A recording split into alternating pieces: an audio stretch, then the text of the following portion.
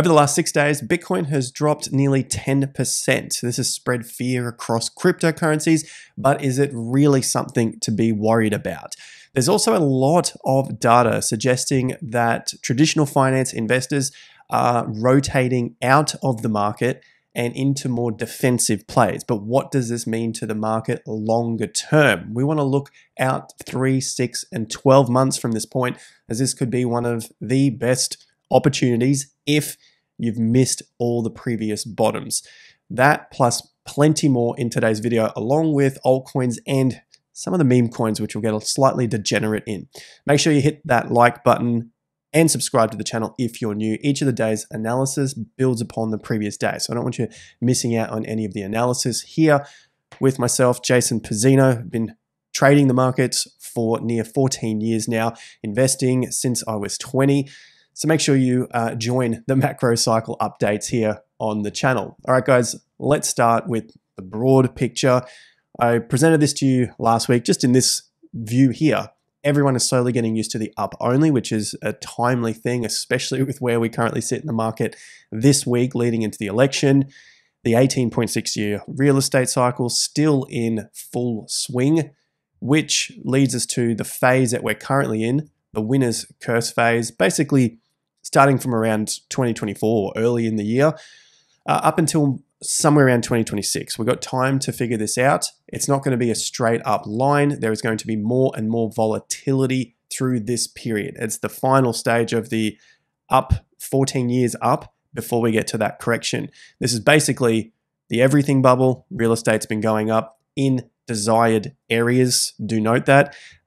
Stock markets obviously been hitting all-time highs. Commodities, and of course, Bitcoin. No, maybe not necessarily crypto, but definitely Bitcoin. And then plenty of time until we get to this particular collapse. And we'll continue to follow up on any of those signals that show up leading into that peak. Now, I've said many times it's not going to be easy, especially in the bull markets. I find that that becomes the most difficult because of the swings that we get, and also any of the corrections basically freaks the market out. They think that, well, this is too good to be true. We've got to get out, get into defensive because the market's coming down. And so I don't think that is any different to what we're currently seeing. Fear and greed on the S&P 500 is back to fear. And this rolled over from the 30th of October. It was in greed the day before, and then that Monday rolled around, or the 30th, I should say, went into neutral. So the market sentiment rolled back, and then now has dropped into fear, which is a good sign to reset the sentiment. Doesn't mean that it's over from this point, but essentially that's where the neutral to fear started from, the 30th, right around that peak there, and it's rolled over there. So in yesterday's video, I looked at where the election comes in and what the market does 4 weeks before, 4 weeks after.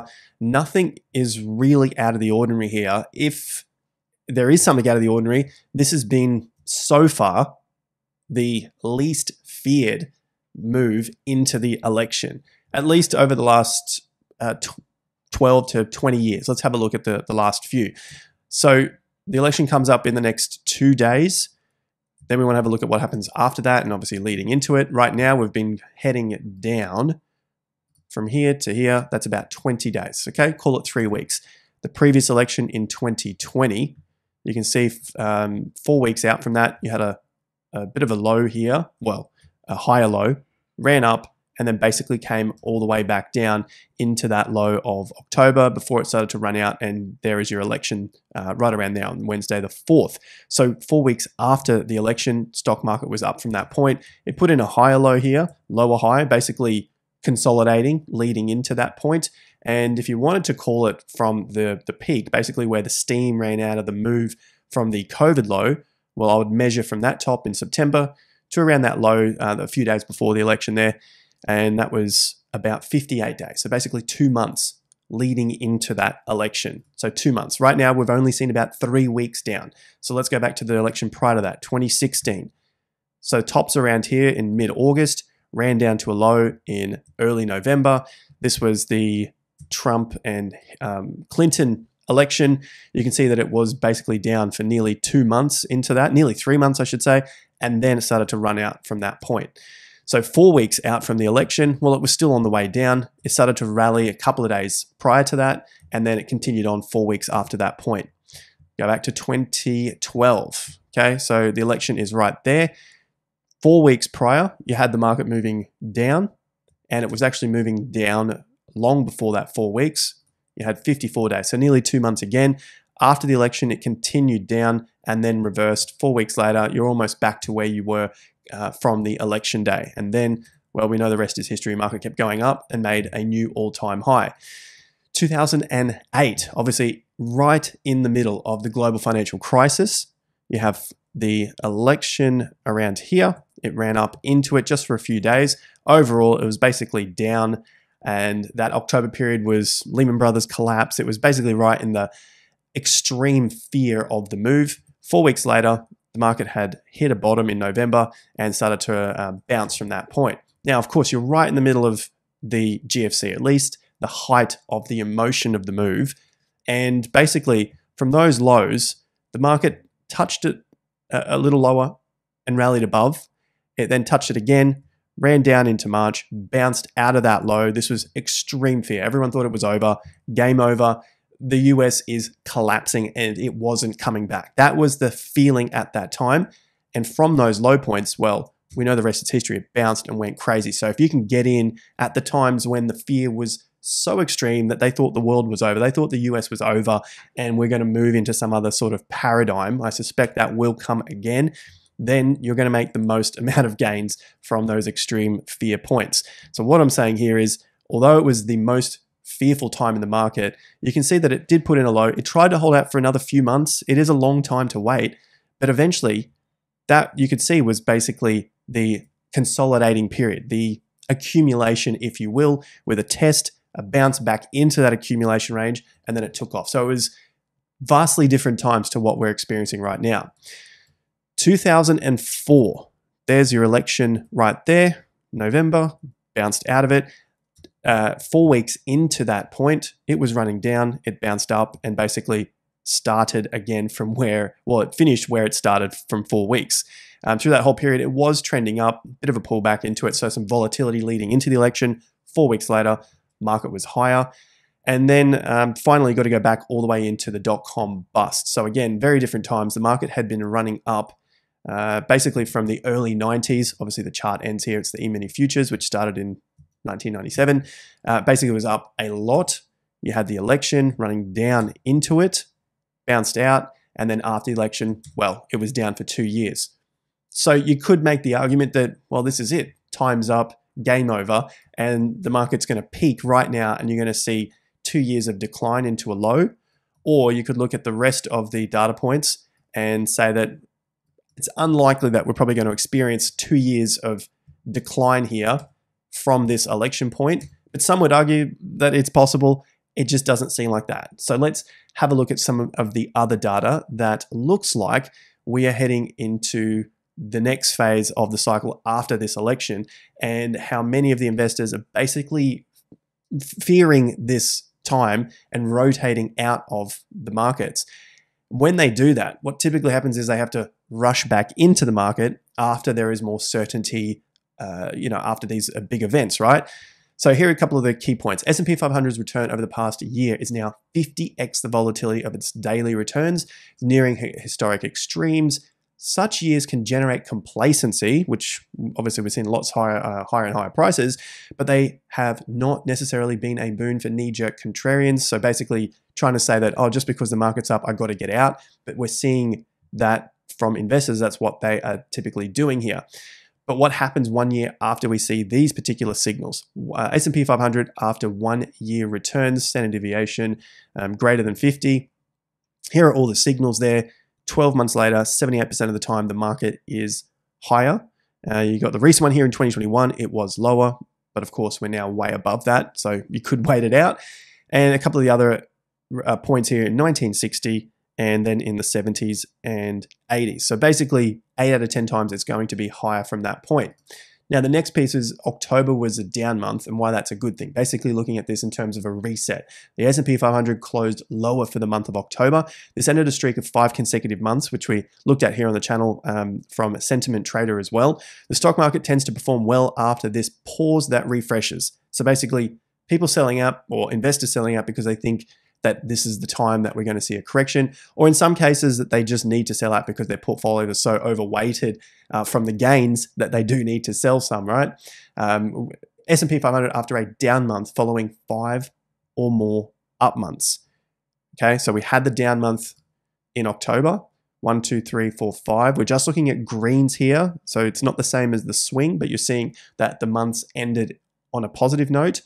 The data shows here, after 31 signals going back to 1950, that you're going to see 90% of the time, 9 out of 10 times, 3 months later, the market will be higher. 6 months later, the S&P will be higher. 12 months later is 8 out of 10 times.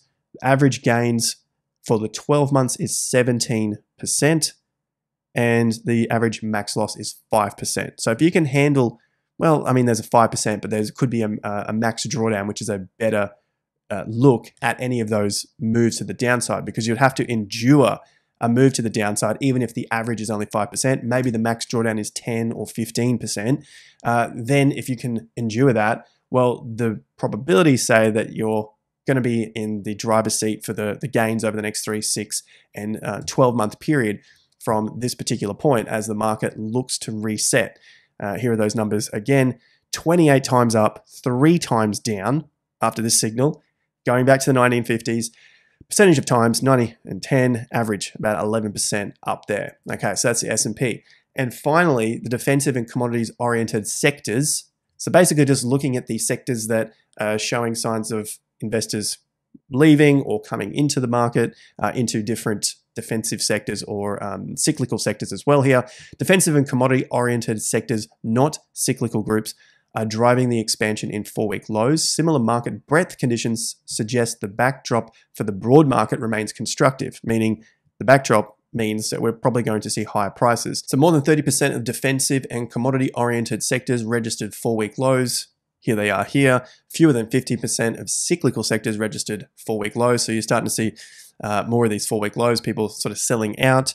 S&P 500 after the percent of 4-week lows for staples and utilities increased above 30%, while comparable lows for financial and industrials reside below 15%. What does all that mean? Well, here are the data points. 8 times, only going back to 2016, but we have some more data points below this. You got 3, 6 months later, 100% of the time, market was up.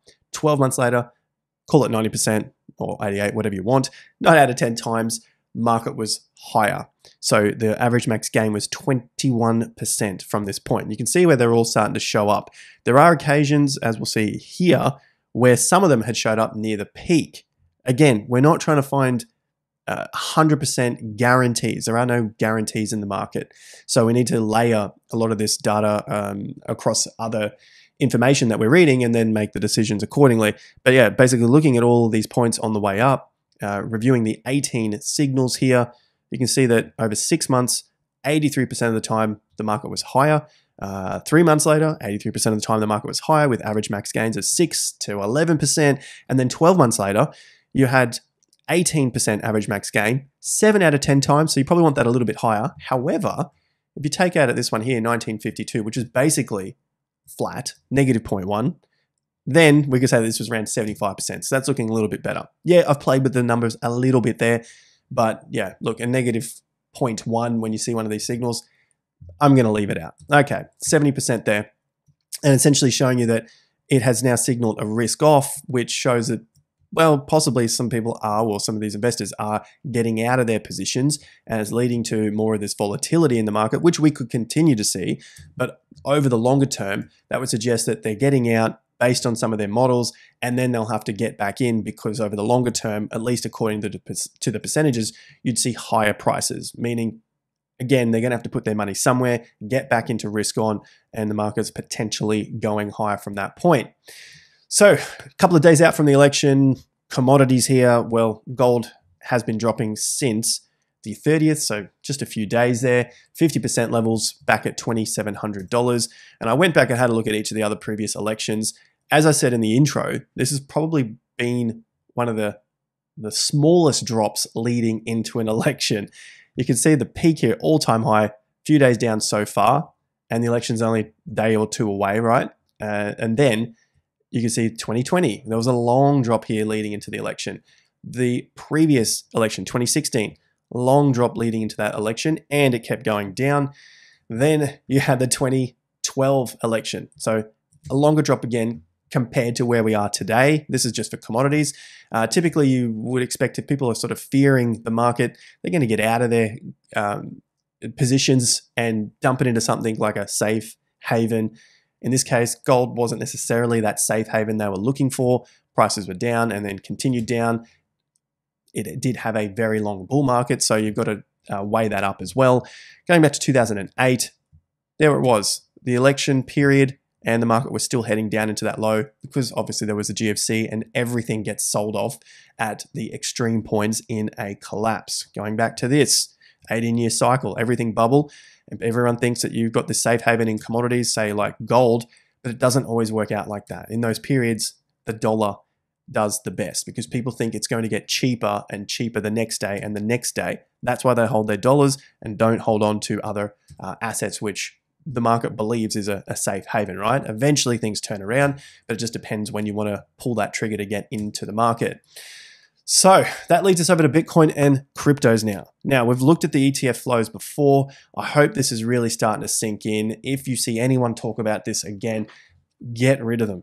I'm telling you now, it could save you a lot of heartache, which is what we've currently seen in the market at the moment. ETF flows were extremely high into Bitcoin. You had all of the big names, bigger than my channel, talking about this sort of stuff. Look at the ETF flows, money coming into the market. It's going to be great things for Bitcoin. Bam. Although it's only 10%, we can write it out. It's not the end of the world. It's just how these signals happen time and time again. ETF flows came in at that peak, market came down, the market came down, market came down, so on and so forth. You've potentially seen me talk about it before. So I'm going to move on from this ETF flows and cover the Google trend. So we're at Bitcoin right now. The last week, we saw a nice increase in the search volume for Bitcoin, which is generally what we want to see if we're leading into some sort of parabolic move. Now, there was a big caveat to that, and that was the lower highs forming. We do need to see the lower highs break to become higher highs. I mean, the TA works everywhere, right? You can just take it back to anywhere on this chart. You got lower lows beginning to form or at least hold, which then leads into another move. So higher highs breaking out, higher lows continuing. And then once you get to those peaks, well, you can see basically the interest dies out. So where we currently sit today, we got that little move up, but we've just dropped this week back down to 18, which is essentially the base that we've been forming now for the last several months. You can go back to June. We had another low here at 19 in May as well. And the last time we saw a long period with this sort of interest in Bitcoin was back in August, September, October of 2023. So we are yet to break out of those moves. But you can see at those periods, you had this little peak here in March, another peak there in April, another peak in June, tiny peak there in August, died off again, but then it started to break out. So we could be on the verge of that. I'm not giving up on this yet. When would I give up on this? Well, probably if there was a breakdown and then the interest went flat underneath these levels and started to use 18 to 20-ish as resistance, meaning there's just no one looking at this. Then we would really have to reconsider our positions for BTC. Another thing which is looking relatively positive is the daily exchange volume. So we can see the volume beginning to creep up. Michael covers this a lot on his channel, so check out the links in the video description. Follow Michael, got some great short-term trading analysis there. But essentially, if we're starting to see more money come back into the market, typically we've seen this evolve into something more. Take a look at late 2023. There's 25 billion daily exchange volume, 7-day moving average. The market was moving up and more interest is coming back into the market, right? It does cool off for periods, but you're essentially seeing higher lows beginning to form or a base form and then it take off again.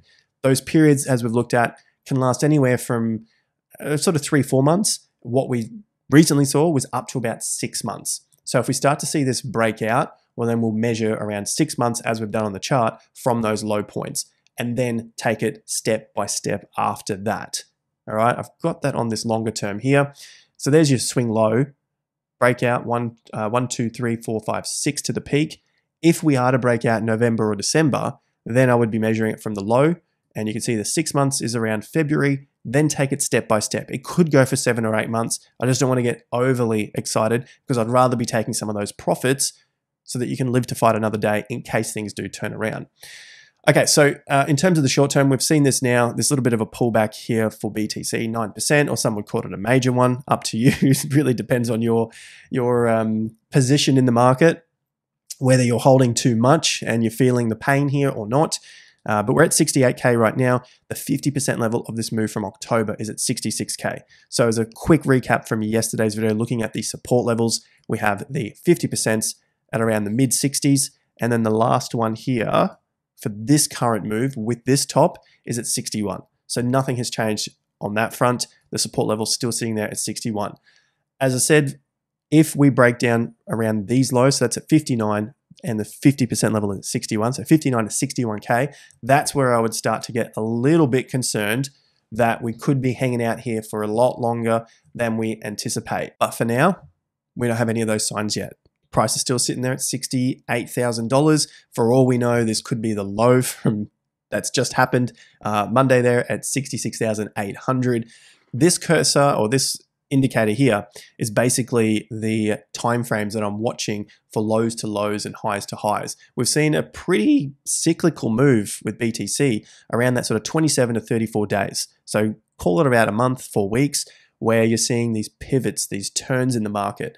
And so if I'm measuring from the current low, 10th of October, which was a significant low to the market where it ran up there, well, the 27 days comes out tomorrow. So we get through today and then tomorrow. Otherwise, this could be a very quick one, which would mean that there is actually some underlying strength. If this is the low, right? If the low is yesterday's bar at 66K, that'll be 25 days low to low, meaning that you're starting to see a bit of a contraction to those lows and a bit of an expansion to the upside. So there's a bit more pressure to the upside than there is to the downside. I could watch this go all the way out to about mid-November, so basically next week, and then I would start to reconsider some of the timing cycles here for BTC.